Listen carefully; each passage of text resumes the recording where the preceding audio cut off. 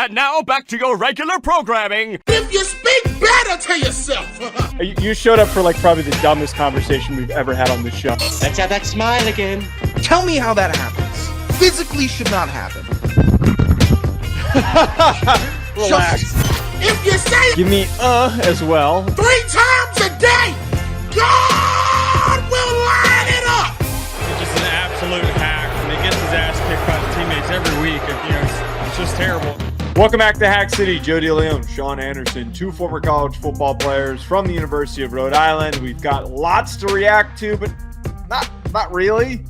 Not really much happened. It's kind of one of the more boring quarterfinal rounds I can remember, but we've got a lot to at least acknowledge. Let's phrase it like that. We just got a bunch of things to acknowledge that happened. Sean, where can our listeners acknowledge their bets? That would be at Bet Online, and I'm going to match today's energy of games with the spirit in this Bet Online read, which is none. It's going to be boring. Bullet point 1 to 5 coming at you. Bet Online continues to be the world's most trusted betting platform and your number one source for online betting, from the earliest odds to in-game live betting. Bet Online provides you with all the action and the ability to watch the games as they happen. Maybe you were taking a look at Bet Online for some of the NFL Sunday lines while these games were happening today. I wouldn't blame you. Some real dudderinos in there. Head to Bet Online today. And don't forget to use promo code BLEAV, that's BLEAV, for your welcome bonus on your first deposit. Bet Online, the game starts here. By the way, I had $8 after the incident from last week, and we put that on Navy plus 5.5. Oh, yeah? So are you at I'm 15? At $15. Yeah, there you go. So we're back up. We're climbing back, and we're going to do the same exact thing that I did last time, and it's going to work. We're here to talk FCS, though. The South Dakota State game and the Montana State game, similar scores and had disturbingly similar trajectories, where the first quarter you're watching and you're kind of thinking to yourself, wow, this game might be competitive. It looks like it's got an opportunity for this to be back and forth. And then you rubbed your eyes and you looked up, and then you're just going, what the F just happened? How did the score end up getting this lopsided? To talk about Montana State versus Idaho, first 52-19 in favor of the Bobcats. They rolled them. We talked about this first time that they faced off with one another. It was very lopsided. Montana State smoked them, and the same exact outcome occurred. We thought that maybe Jack Lane playing was going to help. It did not. 20 for 30 for 239 yards, 2 touchdowns in an interception. Malott and Adam Jones had themselves a day as they produced a ton on the ground, 131 yards rushing for Malott, 95 yards and 4 touchdowns for Adam Jones.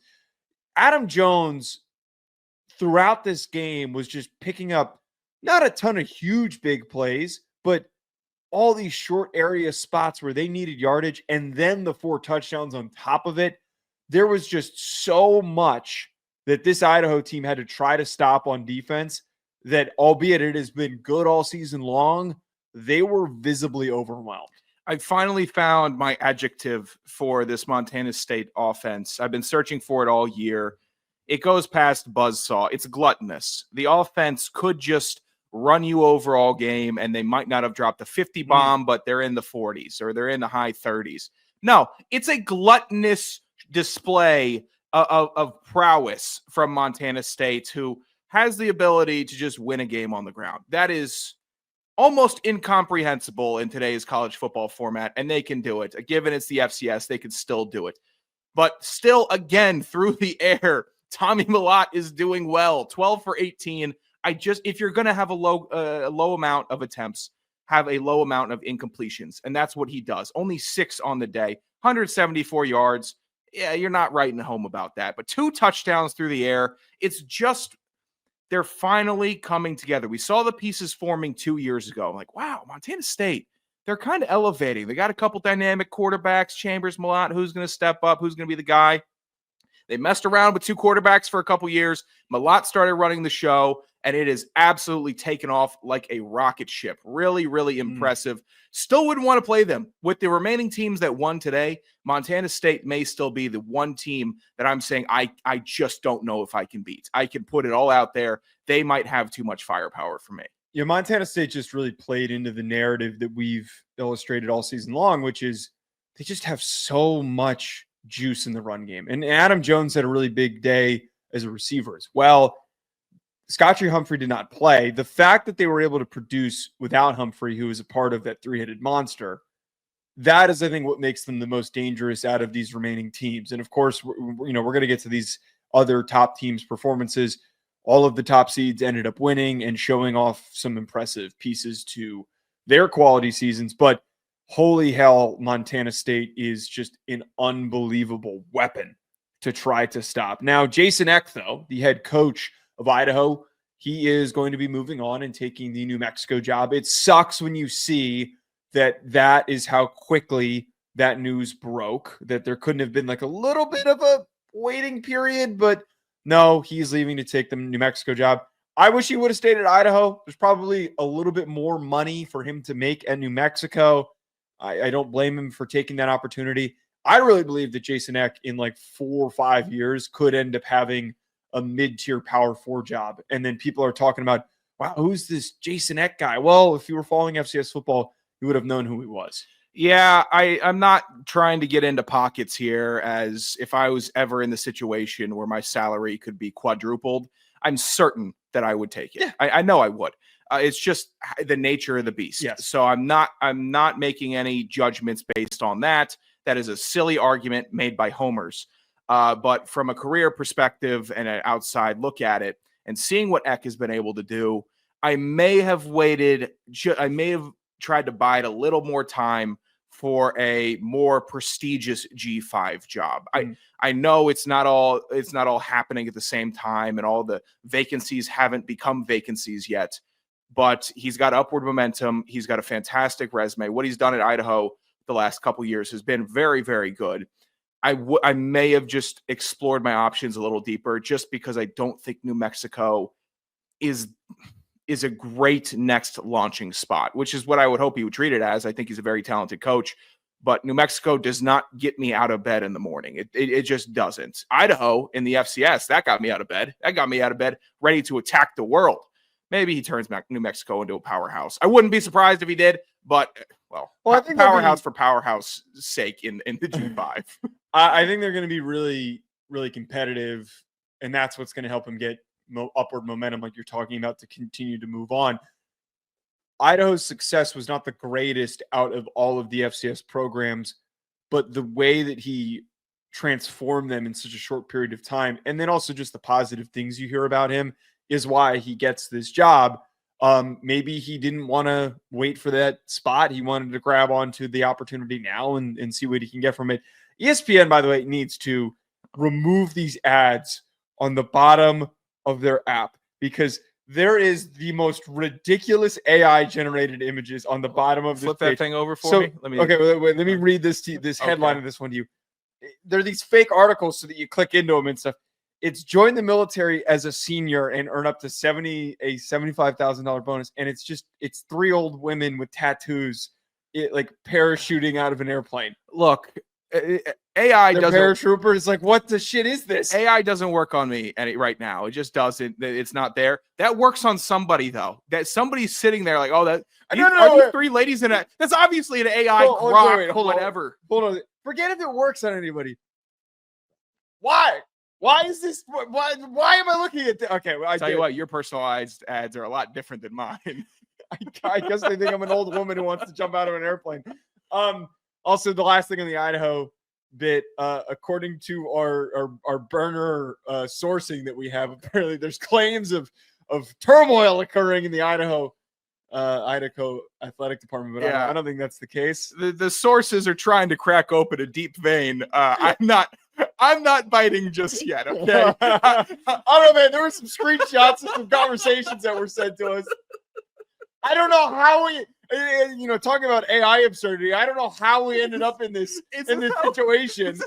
We were just I just scrolled through. I'm like, wait a minute. Why is that person sending you that message? I've never claimed political. I've never claimed myself to be a journalist, but is this how these big guys are getting their information? Yes. What? Yes. No, seriously. What?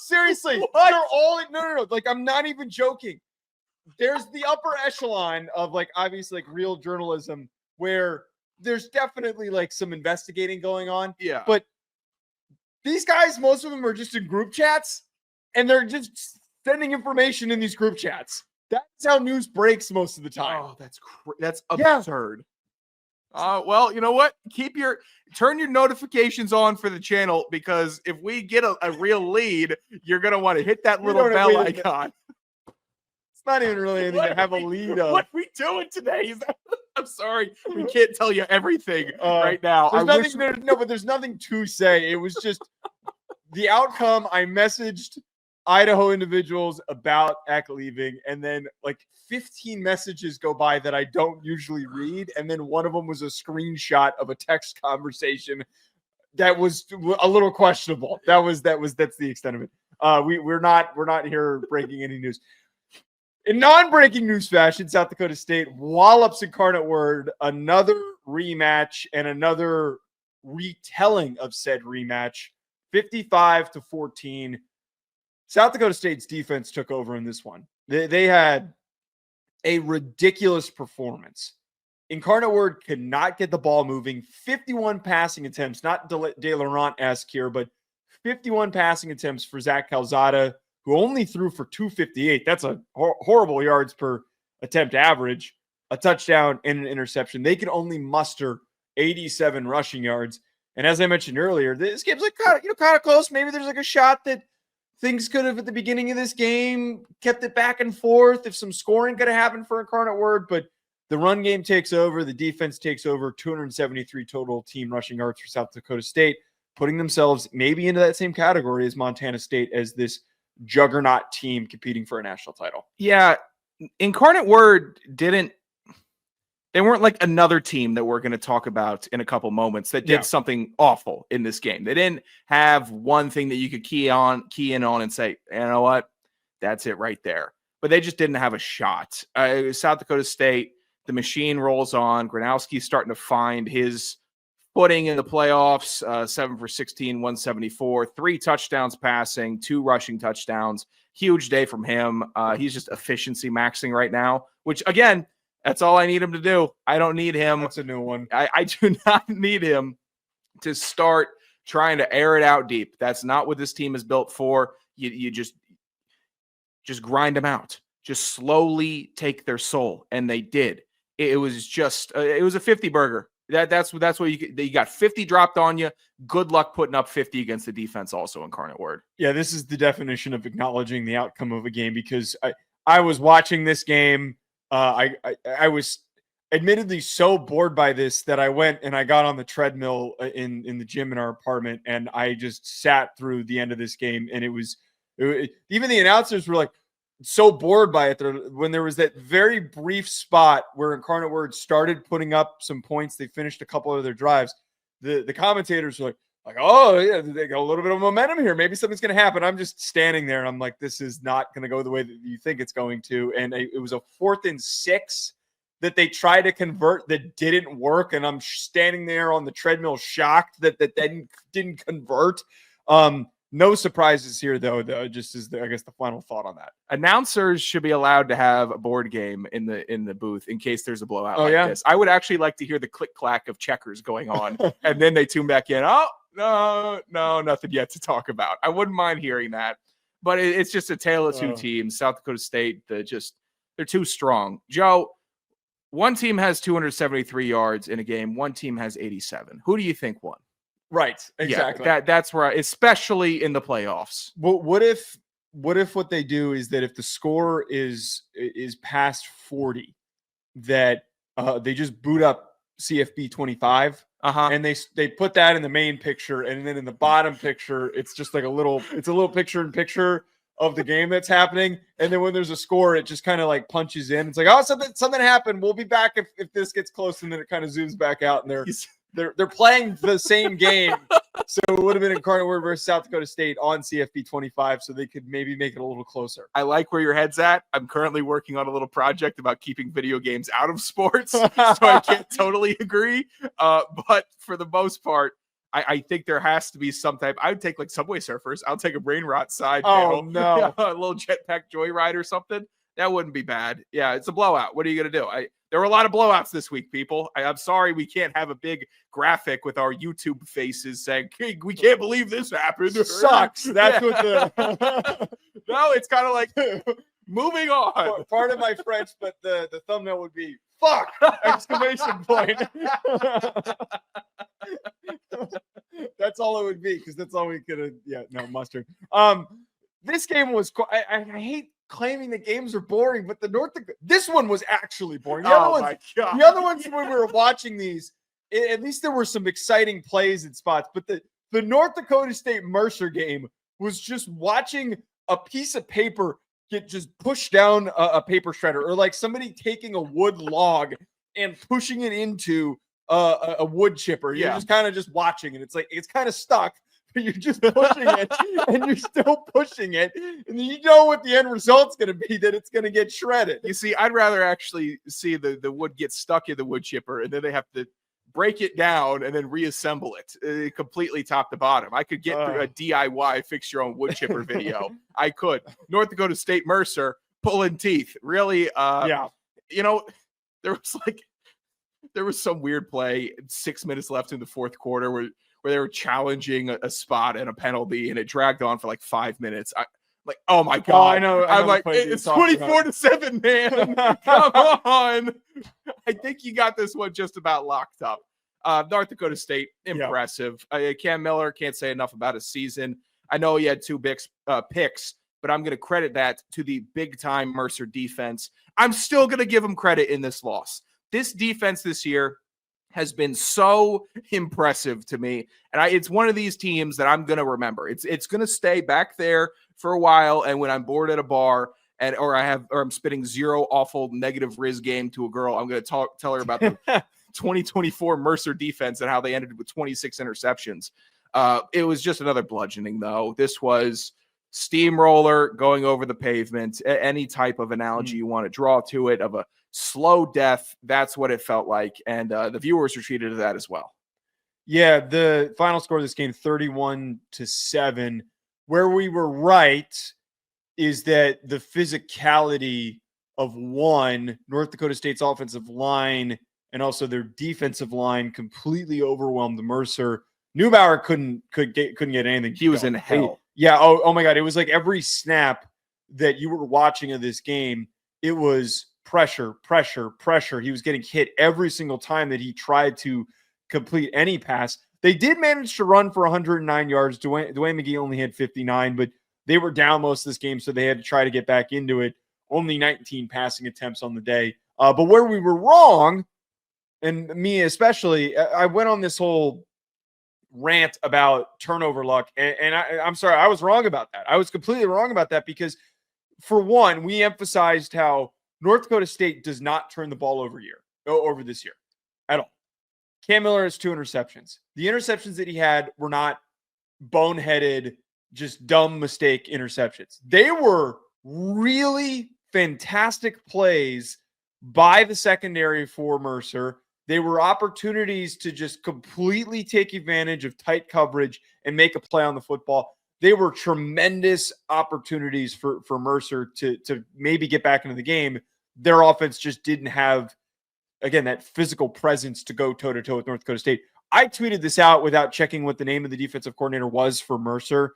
Jamal Brown needs to get an opportunity at a bigger program, because the fact that they have led the country statistically in interceptions and turnover, or just turnovers in general, and then for them to put up this performance against one of the most efficient offenses in the country, it's ridiculous. I would love to see if he sticks around and what he does next year. I wouldn't be shocked if in like 4 years we're not talking about Jamal Brown as one of the best defensive coordinators in the FBS. This game is so funny to me because I was taken back a couple times in this one to when we were watching the North Dakota State Colorado game, and North Dakota State was like chunk play, crazy play, take the top off, and then they're such a chameleon. But it's like you're sitting at the zoo and you're looking at the chameleon exhibit, and there's like 4 or 5 normal sized ones. Oh, they're changing colors. And then there's like a big daddy behemoth in the corner that's just so much bigger and more dominant than all the other chameleons, where they could just match whatever style of play that you're going at and take it over. And it's just they don't play as North Dakota State. They play as a better version of you, like alien, or they're like a symbiote. It's crazy because they weren't taking the top off. They weren't going, but they can. I know they can. Bryce Lance is a receiver that can do that. They have guys that can bust one open, and they didn't. They played Mercer ball, and they played better Mercer ball than Mercer, who seemed like the best team at that this year. And it was just suffocating defense. I know we weren't coming in here singing the praises of Mercer's offense. We knew that it was going to be likely a tough, tight battle. 24-7. If you told me that last week, I'd say I would understand it. But this is just maybe it's another day at work for them, because I'm looking at the stadium. You're indoors, by the way, North Dakota State. I'm going to give you a little flack here. You guys are indoors in the FCS playoffs. And if we're going to be talking about rising FCS programs and trying to make people care about this stuff, you have to be in the stands. You have to be in the seats. We can't be a club hockey. We can't do this bit trying to fill up our barn when you actually have a meaningful product. You need people going crazy. If you really want this stuff to go well and your team to keep on increasing popularity, you need to have one of the premier teams having sellouts in the playoffs. Lastly, South Dakota beats UC Davis 35-21. I credulously, like a jackass, made a comment that South Dakota is the Walmart version of South Dakota State. But you know what about Walmart? It's reliable and it gets the damn job done. That's what they did. Spin Doctor DeLeone. UC Davis. That's great. The craziest part about this game, Lamb Larison goes down with an ankle injury early. He came back in for a 4th and goal play, but there really wasn't any contributions from him late in this game. Him being out clearly extremely, not just like a little bit, extremely affected the game plan, because they had to throw the ball a ton. They were behind for a good chunk of this game. And the weirdest aspect about this is that Miles Hastings has 5 interceptions. The late one that he has is just an effort to get the ball in the end zone because they were so desperate to get back into the game and they were down by 2 scores. But the other interceptions, there was a tipped one, uncharacteristic. Miles Hastings has been one of the best decision makers with the ball in his hands in the country. Credit to the South Dakota defense for making the plays that they did. Aiden Bauman had 2 of his own interceptions. This was a messy game by both squads. The biggest shout goes to, and apologies, we were saying his name wrong. When you watch enough games on mute, you sometimes don't track down the correct pronunciation. Is that his father actually emailed us and said, emailed believe.com, and then it was forwarded to me. Said he really likes the show. Oh, that's good to it's hear. Travis Tice is his last name. So apologize to the Tice family. Travis Tice had a huge freaking game who we love to watch play. 86 yards on the ground, 2 touchdowns, and also 44 yards receiving. He was, I think, the biggest key to success, the reliability of him, as Charles Pierre Jr. was not able to get as going for only 12 and 34. Yeah, this game looked like just about every South Dakota game where Bowman does enough. He throws 2 picks, not great, but he threw a couple, 3 touchdowns. The run game carries on, not as dominant as they have been all year, but 35 points. That tracks with their season averages as well. And UC Davis, in the complete inverse, played nothing like themselves. And I'll credit Mateo Perez coming in, trying to do his best at the running back position, but he's not Land Larison. Yeah, just not the same. Land Larison also. It's like bringing in Isaiah Pacheco when you've got Christian McCaffrey, and it's like, I'm sure that we could get, or not Pacheco, Garendo, Isaac Garendo. Yeah. You bring in Isaac Garendo, and you're thinking, hey, maybe we could get something here. He's a good player, but he's not Christian McCaffrey. You've watched how high that bar has been set by Larison, and he has been a focal point of the offense. And if you're telling me a top team loses the focal point of your offense, I'm going to assume that they're going to have a rough day. I didn't think it was going to be 5 interceptions for Miles Hastings type day, though. That's just the craziest part. Mind-boggling to me. It's crazy to me because South Dakota kept them in it. They did. South Dakota didn't do anything exceptional. They had turnovers. They had drives stall. They gave away momentum, and then UC Davis had it as a 1-score game in the 4th. It was in reach, and then their defense gives up a couple big chunk plays. Game over. We move on. But wow, I really shocked at the 5-pick day from Hastings, which is at this point it's a bummer because I was so entertained by this UC Davis team all season. I was getting really excited about them, and I think I was properly excited for them. And to have this game, I'm sure he's sick to his stomach. I'm not trying to pile on. But the reaction here is he's trying to pile on. I can see it in his eyes. You know what, man? He said to me before the show, "I'm gonna pile it on." That's you see those are pre-show meetings. I normally don't discuss though. Just really, really shocking because they have been so good, and I hope this doesn't detract from their season. But if I'm a UC Davis fan, I'm kind of sitting there with a pretty bad taste in my mouth after a winnable playoff game. Last shout for FCS games this weekend for the Celebration Bowl. Jackson State, who I had been high on, they were my highest ranked HBCU team in my final ballot. Their defense was freaking legit against South Carolina State. South Carolina State couldn't do anything. Jackson State showed up, kicked their ass, and said, "All right, go on. We're done here. We got, there was nothing you could have gotten done on our defense." 30, it was a terrible way to describe a game. 30 yards rushing allowed, 148 yards passing was all that was mustered by South Carolina State.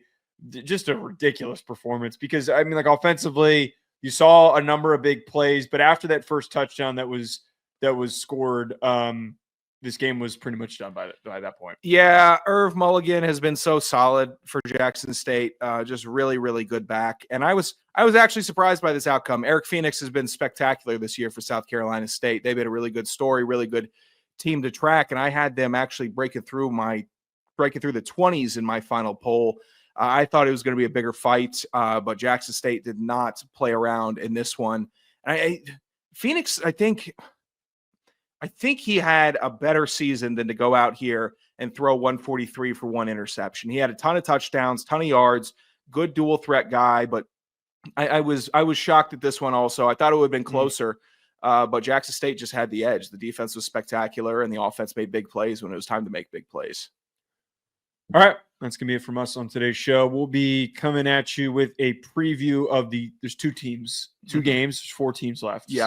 So we're doing the math to remind you because you were having trouble last time. Okay, I'm scanning here what that one would be called. Oh, semifinal. There we go. Yeah, there we go.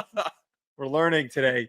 At Joe DeLeone at Sanderson Radio, we will be hitting that on the next episode, probably on Tuesday or Wednesday. So make sure you're subscribed and you don't miss out.